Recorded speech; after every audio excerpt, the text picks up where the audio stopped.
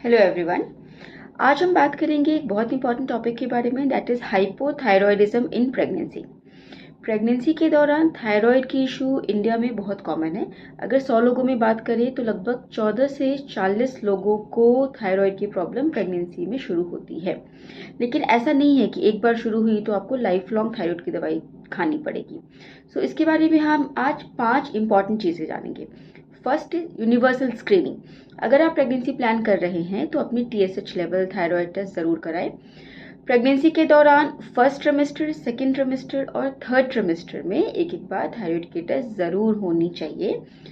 Second point, सब clinical thyroid और overt thyroidism, इसके बीच में हमें डिफरेंस जानना पड़ेगा।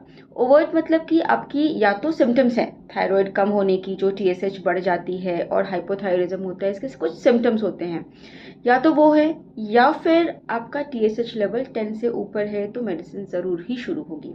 दूसरा होता है सब क्लिनिकल हाइपोथायराइडिज्म, लाइक अगर नॉन प्रेग्नेंट फीमेल है या कोई भी नॉर्मल आदमी है, उसमें TSH सपोज 5 है, that is normal for the person, but during pregnancy क्योंकि रिक्वायरमेंट बढ़ जाती है, इसलिए एट 5 भी हमें मेडिसिन शुरू करनी पड़ सकती है। Range varies and for that you have to discuss with your doctor.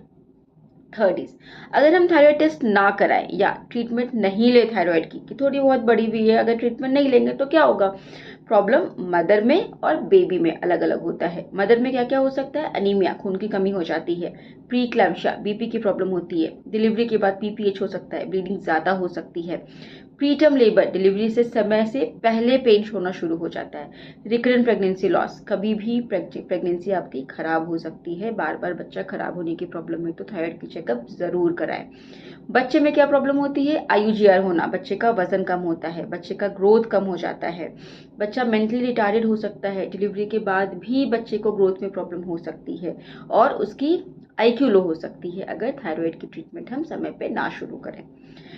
Next is treatment हम क्या देते हैं? Treatment is a simple tablet, बहुत छोटी सी एक गोली होती है, सुना होगा, सुबह में खाली पेट लेते हैं और दवाई लेने के बाद 1 घंटे तक यूजुअली कुछ नहीं खाना होता है।